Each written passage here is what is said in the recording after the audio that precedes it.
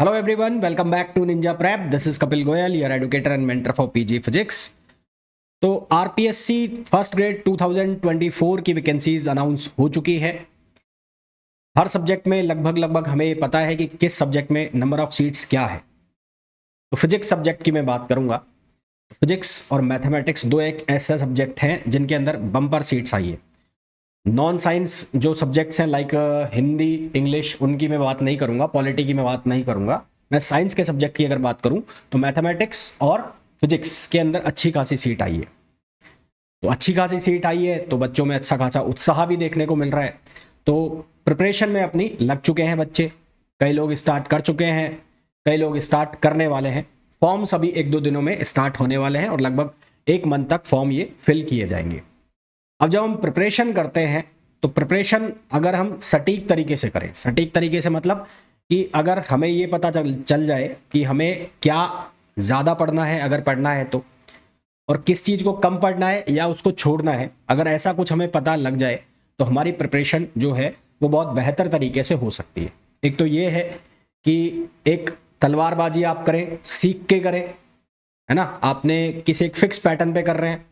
और एक ये है कि आप अंधाधुंध तलवारबाजी चलाएं, तलवार चलाएं। तो अंधाधुंध तलवार चलाएं, उसमें आपको भी चोट लगने के जो है चांसेस हैं वो ज़्यादा हैं, बजाय कि आप सीख कर चलाएं। तो अगर आप एक अपनी प्रिपरेशन को एक डायरेक्शन देंगे, एक पर्टिकुलर सेट डायरेक्शन में आपकी प्रिपरेशन जाएगी, तो आपकी जो प्रिपरेशन है वो सच में प्रिपरेशन कहलाएगी और आपकी जो प्रिपरेशन है सेलेक्ट होने की उसके ज़्यादा चांसेस होंगे। जैसा कि हम सबको पता है कि जो इतिहास है वो बहुत कुछ गवाह करता है, बहुत कुछ बताता है। इसी तरह से जो प्रीवियस ईयर पेपर्स होते हैं, प्रीवियस ईयर पेपर्स का एनालिसिस वो हमें बहुत कुछ बता देता है। वो अच्छे खासे फुटप्रिंट छोड़ जाता है, प्रोजेक्शन छोड़ जाता है, ताकि हम उनको देखकर अपने एग्जाम का ढर्रा सेट कर सके, हम अपने एग्जाम की प्रिपरेशन की डायरेक्शन सेट कर सके।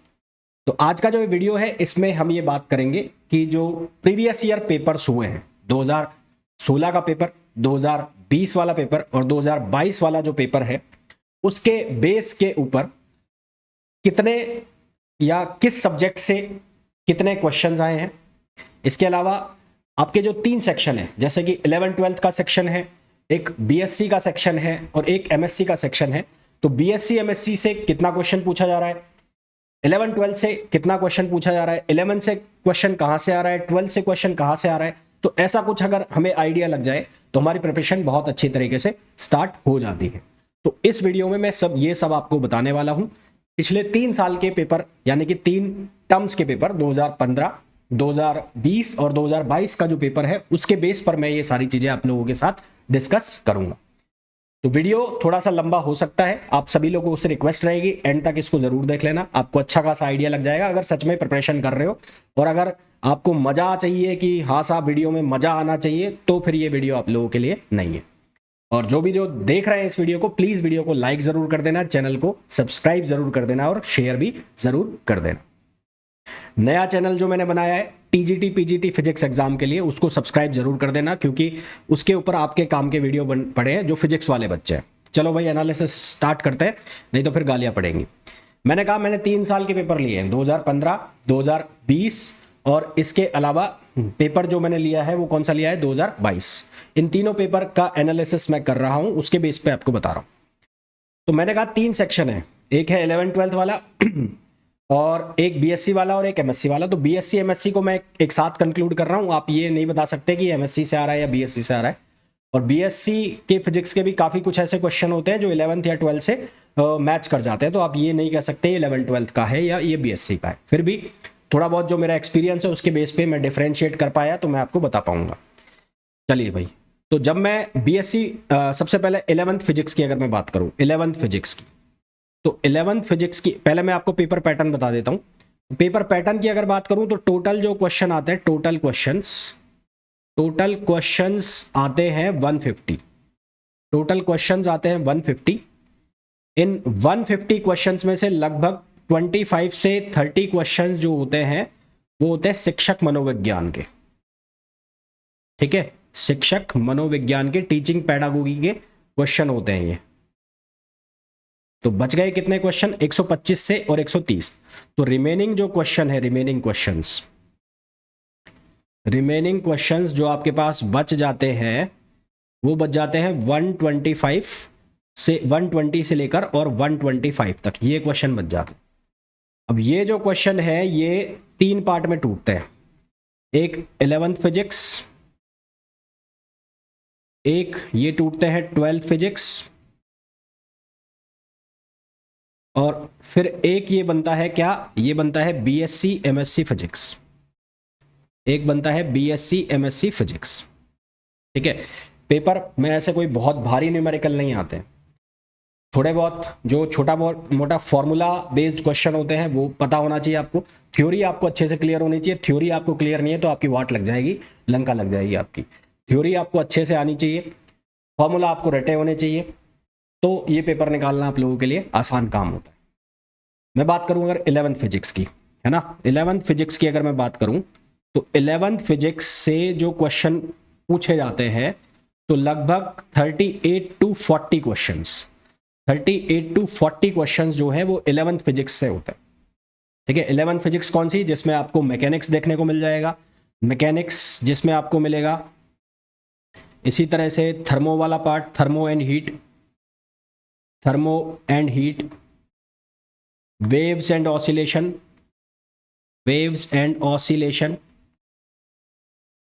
Solid mechanics, solid and fluid mechanics, ठीक है, ये सारा पार्ट आपको ग्रेविटेशन,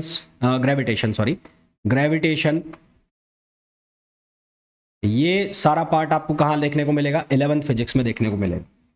इसमें भी अगर हम बात करें कि ज्यादा क्वेश्चन कहाँ से आ रहे हैं 11th फिजिक्स में भी, तो 11th फिजिक्स में भी मैकेनिक्स वाला जो पोर्शन है, मैकेनिक्स वाले पोर्शन में से जो इनिशियल वाला पार्ट जिसमें हम बात करते हैं डायमेंशन,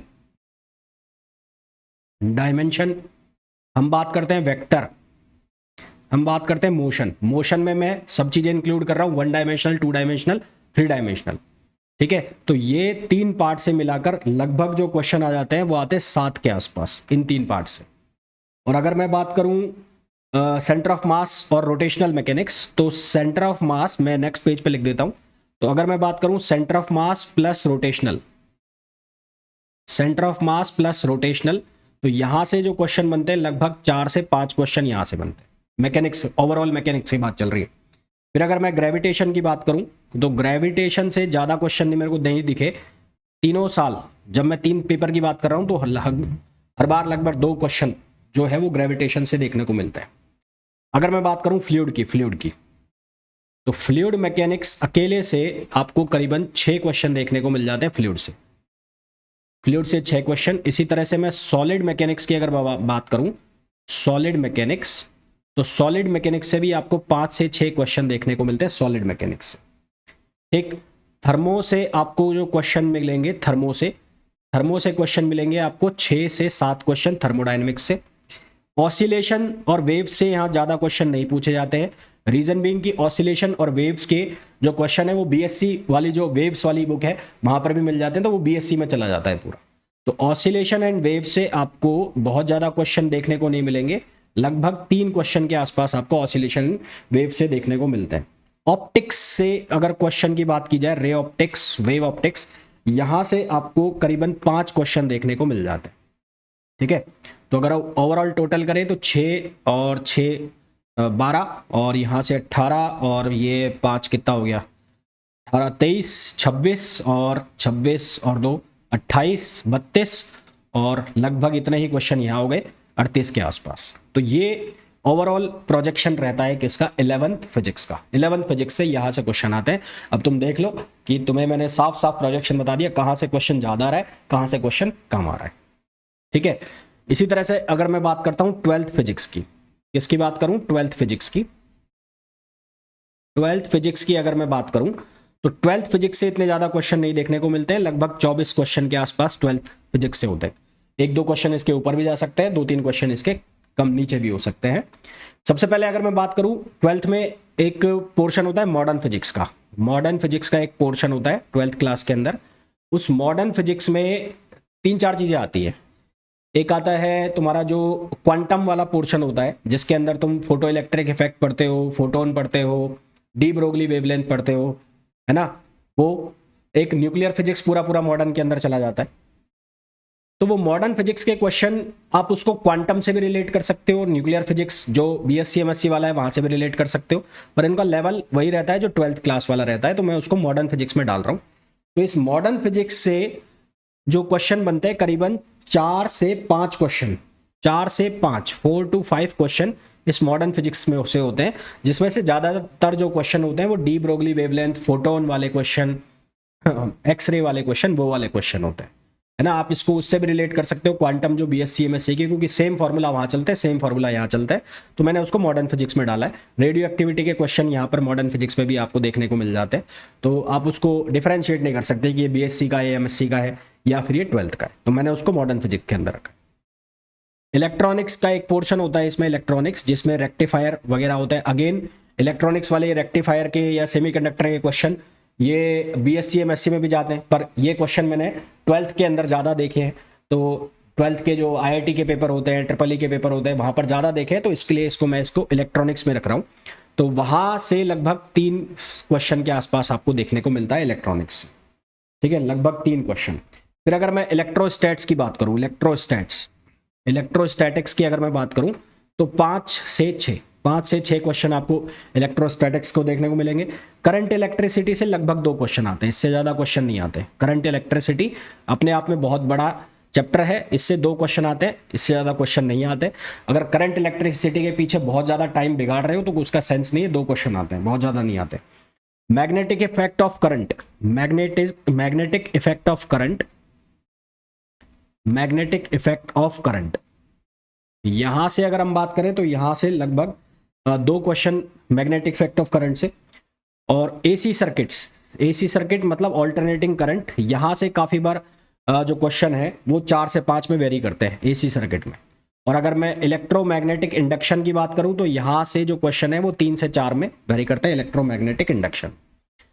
ये पोर्शन रहता है किसका, ये पोर्शन रहता है इसका 12th फिजिक्स का। अच्छा, ये ऑप्टिक्स वाला पोर्शन है, वो इसमें मैंने गलत लिख दिया, ऑप्टिक्स वाला पोर्शन यहाँ आएगा, ठीक है, ऑप्टिक्स वाला पोर्शन 12th फिजिक्स में आएगा, यहाँ पर मैंने इसको गलत लिख दिया है, तो ऑप्टिक्स को मैंने इधर इंक्लूड कर लिया है, तो उसके हिसाब से क्वेश्चन को आप अरेंज कर सकते हो। तो ये तो बात हो गई 11th और 12th फिजिक्स की, ठीक है। तो 11th फिजिक्स से लगभग ये 5 क्वेश्चन हटा लो, तो ये आपको इतने क्वेश्चन यहाँ से देखने को मिलेंगे, और 12th फिजिक्स में इतने क्वेश्चन आपको मिल जाएंगे। शायद यहाँ पर मैंने कोई सब्जेक्ट मिस कर दिया है, फ्लूइड ले लिया, थर्मो ले लिया, वेव्स, ऑप्टिक्स, करंट ले लिया है, सर्कुलर मोशन मैंने नहीं लिया है। सर्कुलर मोशन के करीबन 2 और 3 क्वेश्चन यहाँ पर ऐड कर देना, ऑप्टिक्स हटा के, तो ऑप्टिक्स इधर डाल दो, यहाँ सर्कुलर मोशन के क्वेश्चन में ऐड करा रहा हूँ, सर्कुलर मोशन। तो सर्कुलर मोशन के क्वेश्चन लगभग 3 क्वेश्चन यहाँ पर ऐड हो जाते हैं। तो इतने क्वेश्चन 11th से बन जाते हैं और इतने क्वेश्चन 12th से बन जाते हैं, ठीक है। अब आ जाती है हमारे पास क्या, बीएससी एमएससी फिजिक्स। अब बीएससी एमएससी फिजिक्स की अगर मैं बात करूं, बीएससी एमएससी फिजिक्स, तो अगर मैं बीएससी एमएससी फिजिक्स की बात करता हूं तो लगभग 65 क्वेश्चन बीएससी एमएससी फिजिक्स से बनते हैं, ठीक है। कहां से बनते हैं, बीएससी एमएससी से लगभग 65 क्वेश्चन बनते हैं। अभी आप डिफरेंशिएट नहीं कर सकते कि एमएससी वाले से कितने आ रहे हैं, हालांकि एमएससी वाले का मुश्किल से 10% या 15% क्वेश्चन होता है, उससे ज़्यादा नहीं होते। मैं ये भी बता देता हूँ कहाँ से क्वेश्चन ज़्यादा आते हैं। तो ये 65 क्वेश्चन में से अराउंड न्यूक्लियर फिजिक्स की अगर मैं बात करूँ, सबसे पहले किसकी बात करूँ, न्यूक्लियर की। तो न्यूक्लियर फिजिक्स की अगर मैं बात करूँ तो इसका अच्छा खासा वेटेज है न्यूक्लियर फिजिक्स का, और बहुत सिंपल से क्वेश्चन आते हैं, लगभग 7 to 8 क्वेश्चन जो है वो न्यूक्लियर फिजिक्स से आते हैं। फिर अगर मैं बात करूँ इलेक्ट्रॉनिक्स की, इलेक्ट्रॉनिक्स की अगर मैं बात करता हूं तो अराउंड 9 क्वेश्चंस जो हैं इलेक्ट्रॉनिक्स से आते हैं, जिसमें बीएससी वाला जो पोर्शन है वो ज़्यादा होता है, और जो एमएससी वाला पोर्शन है जिसमें कंपैरेटर और ये सब भी चले जाते हैं, वहां से इतने क्वेश्चन नहीं बनते हैं। जो बीएससी वाला पोर्शन है वो ज़्यादा फोकस करना, वहां से ज़्यादा क्वेश्चन पूछे जाते हैं, पिक होते हैं। सॉलिड स्टेट फिजिक्स जो है, सॉलिड स्टेट फिजिक्स, यहां से 6 से 7 क्वेश्चन होते हैं, and more focused on BSc वाला जो सिलेबस है सॉलिड स्टेट का वो, ठीक। फिर अगर हम बात करें ऑप्टिक्स एंड वेव, मैंने आपको बोला था कि ऑप्टिक्स एंड वेव के क्वेश्चन यहां पर भी आएंगे। तो ऑप्टिक्स एंड वेव से क्वेश्चन जो आते हैं around 9 question optic and wave से बनते हैं। ये प्योरली बीएससी का पोर्शन होता है, मैकेनिक्स की अगर मैं बात करूं, और मैकेनिक्स की जो बीएससी वाला मैकेनिक्स है, बीएससी वाला मैकेनिक्स में ऑसिलेशन वाला पार्ट भी इंक्लूडेड है और रिलेटिविटी वाला पार्ट भी इंक्लूडेड है। रिलेटिविटी थ्योरी और ऑसिलेशन वाला पार्ट वो दोनों इंक्लूड है। तो इसको मिला के अगर मैं देखूं तो लगभग 8 क्वेश्चन होते हैं मैकेनिक्स से, अराउंड 8 से 9 क्वेश्चन होते हैं मैकेनिक्स से। फिर अगर मैं बात करूं ईएमटी से, ईएमटी, अगर मैं ईएमटी से बात करता हूं तो ईएमटी से करीबन 8 क्वेश्चन देखने को मिलेंगे। More focused on BSc physics, ठीक। फिर अगर मैं बात करूं थर्मो एंड स्टैटिस्टिक्स, तो यहां से करीबन आपके 7 क्वेश्चन मिलते हैं थर्मो एंड स्टैटिस्टिक्स से। क्वांटम से अगर मैं बात करूं, तो क्वांटम में मैंने कहा कि क्वांटम का कुछ पोर्शन मॉडर्न फिजिक्स में उधर चला गया, लाइक डी ब्रोगली के क्वेश्चन और फोटोन के क्वेश्चन हो गए, है ना, तो वो एक्सरे के क्वेश्चन हो गए, वो चला गया उधर। तो अब आप ये डिफरेंशिएट नहीं कर सकते कि आप उसको बीएससी में डालोगे या एमएससी में डालोगे या उसको 12th में डालोगे।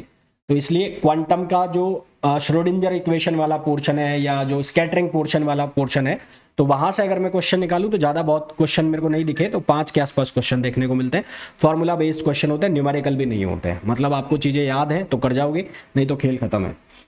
एटॉमिक एंड मॉलिक्यूलर फिजिक्स से अगर हम बात करें, AMP, atomic and molecular physics, अगर हम बात करें एटॉमिक एंड मॉलिक्यूलर फिजिक्स, तो एटॉमिक एंड मॉलिक्यूलर फिजिक्स से जो क्वेश्चन देखने को मिलते हैं लगभग 2 से 3 question atomic and molecular physics, बहुत ही बेसिक से क्वेश्चन आते हैं। अगर मैं बात करूं क्लासिकल मैकेनिक्स, तो क्लासिकल से 1 से 2 क्वेश्चन आते हैं, इससे ज्यादा क्वेश्चन नहीं आते, बहुत ज्यादा टाइम इसके पीछे खराब करने की जरूरत है नहीं। फिर अगर मैं बात करूं मैथमेटिकल फिजिक्स से 1 से 2 क्वेश्चन आते हैं। अब आप अंदाजा लगा सकते हो, आइडिया लगा सकते हो, मेरे हिसाब से इतने समझदार हो कि क्या ज्यादा पढ़ना है, क्या ज्यादा नहीं पढ़ना है। मैं बार बार एक चीज के ऊपर फोकस कर रहा हूं, मैं ये कह रहा हूं कि बीएससी वाले सब्जेक्ट तुम्हारे ज्यादा इंपॉर्टेंट है in comparison to MSc. MSc वाले जो सब्जेक्ट्स है क्वेश्चन वहां से आ रहे हैं, ऐसा नहीं है नहीं आ रहे, पर बहुत कम आ रहे हैं। जैसे क्लासिकल मैकेनिक्स देखो 1 से 2, मैथमेटिकल फिजिक्स से सारे ही क्वेश्चन 1 से 2 आ रहे हैं। थर्मो एंड स्टैटिस्टिक्स में भी थर्मो वाला पार्ट ज्यादा है, स्टैटिस्टिक्स के 1 से 2 क्वेश्चन देखने को मिलेंगे। ईएमटी में वेव गाइड्स और जो ईएम वेव्स हैं वो हो गया, इसके अलावा जो ईएम वेव्स हो गया, ईएम वेव्स के अलावा जो बाउंड्री कंडीशंस वाले क्वेश्चन है वो क्वेश्चन, उस तरह के क्वेश्चन ज्यादा देखने को मिलेंगे। यानी कि जो आपका जैम का सिलेबस होता है ना, जैम का या एमएससी फिजिक्स एंट्रेंस का सिलेबस होता है, वो ज्यादा फोकस किया हुआ है। यहां से सोर्स भी मेरे को जो इनका दिखता है वो ये दिखता है कि जो तुम्हारे राजस्थान के अंदर, हमारे राजस्थान के अंदर, सॉरी तुम्हारा क्या, हमारा राजस्थान के अंदर जो किताबें चलती है बीएससी की, है ना, वो बीएससी की किताबें पढ़ोगे, उनको देखोगे, अभी तक तो तुमने सॉल्व पेपर वगैरह देखे होंगे, तो उन किताबों को देखोगे और पुराने पेपर उठा के देखोगे तो तुम्हें क्वेश्चन दिख जाएंगे, पता लग जाएगा क्वेश्चन कहाँ से आ रहे हैं। तो वो बीएससी रेफरेंस बुक्स जो चलती है तुम्हारे, अब तुम्हारी यूनिवर्सिटी अलग अलग है, बहुत सारी यूनिवर्सिटी, कौन सी यूनिवर्सिटी में क्या चल रही है। राजस्थान यूनिवर्सिटी की जो किताबें चलती थी पुरानी, अब तो सेमेस्टर स्कीम आ गई है, पुरानी जो ईयरली स्कीम चलती थी वो किताबें उठाना और उन किताबों में से देखना क्वेश्चंस, चाहे वो न्यूमेरिकल हो, है ना, वो न्यूमेरिकल देखना, थ्योरी वहां से उठाना, तो सारे जो क्वेश्चन मिलेंगे तुम्हें पेपर में वो वहीं से उठाए हुए मिलेंगे। एमएससी में ऐसा कोई इन्होंने कोई ऐसा नहीं है कि आप नेट के पेपर सॉल्व करो, नेट के क्वेश्चन, नेट के ऐसे क्वेश्चन मिलेंगे जो 1 लाइनर है, बहुत ज़्यादा आपको कैलकुलेशन वाले क्वेश्चंस नहीं देखने को यहाँ पर मिलेंगे। हाँ, पर आप थ्योरी आपको बहुत अच्छे से पढ़नी पड़ेगी, बार बार आप थ्योरी को पढ़ोगे जब जाके आपके 1 लाइनर क्वेश्चन निकलेंगे, अदरवाइज ये 1 लाइनर क्वेश्चन भी सॉल्व नहीं होंगे। तो ये पूरा का पूरा एनालिसिस है और मेरे हिसाब से बहुत ज़्यादा बेनिफिशियल होने वाला है अगर आप लोग प्रिपेयर कर रहे हैं, करने वाले हैं RPSC first grade physics exam के लिए। एक बैच मैंने ऑलरेडी स्टार्ट किया हुआ है, प्रारंभ बैच करके है ये, और ये 13 सितंबर से मैंने स्टार्ट कर दिया था। इस बैच का जो प्राइस है वो 12,000 रुपीज़ है, पर अभी ये डिस्काउंट में है, तो डिस्काउंट के बाद लगभग 10,000 रुपये में आपको ये बैच मिल जाता है। इस बैच का जो वैलिडिटी है वो दिसंबर 2025 तक है फिलहाल, पर अगर एग्जाम का टाइम पीरियड आगे बढ़ता है तो ये बैच की वैलिडिटी भी ऑटोमेटिकली इंक्रीज हो जाएगी। बैच जो है वो इंग्लिश में है, यानी कि इंग्लिश और हिंदी मतलब राइटअप तो इंग्लिश में रहेगा, बोल जैसे मैं रहा हूँ अभी वैसे ही मैं बात करूँगा। टेस्ट वगैरह सब इंक्लूड रहेंगे एंड आई एम श्योर जो टेस्ट पेपर मैं आपको प्रोवाइड कराऊंगा क्वेश्चन लगभग वहीं से फंसेंगे, क्योंकि मेरे को पेपर देख के कुछ ना कुछ आइडिया मेरे को लगा है कि कहाँ से क्वेश्चन ये उठा रहे हैं। क्लास का जो PDF है वो अवेलेबल रहेगा। इसके अलावा कंटेंट जो है वो अकॉर्डिंग टू पैटर्न रहेगा। नेट और गेट का भी थोड़ा बहुत क्वेश्चन हम छेड़ेंगे, क्योंकि मैंने कहा कि वो क्वेश्चन इन्होंने वन लाइनर वाले उठाए हुए। इसके अलावा मेरे जो चैनल्स हैं, CSIR नेट के लिए अलग है, TGT PGT का मैंने अभी स्पेशली इनके लिए एक चैनल बनाया है इस तरह के एग्जाम्स के लिए, तो उस पर मैंने काफ़ी सारा कंटेंट डाला हुआ है। अगर आप बैच वगैरह परचेज नहीं कर सकते तो कोई दिक्कत नहीं है। ये जो चैनल है ninja prep TGT PGT physics, इसके ऊपर आपको काफ़ी सारा कंटेंट मिल जाएगा जहाँ से जाकर आप अपनी प्रिपरेशन कर सकते हैं और ठीक ठाक आपकी प्रिपरेशन हो जाएगी अगर इनको भी आप प्रिपेयर करते हैं यहाँ से तो, ठीक है। और इसके अलावा जो मेरा IIT JAM और CUET PG वाला चैनल है ninja prep IIT JAM CUET PG, उस पर भी आपको RPSC फिजिक्स का जो है वो काफ़ी सारा कंटेंट मिल जाएगा। तो वो सारा कंटेंट भी इकट्ठा कर लो तो काफ़ी सारी प्रिपरेशन आपकी हो जाती है।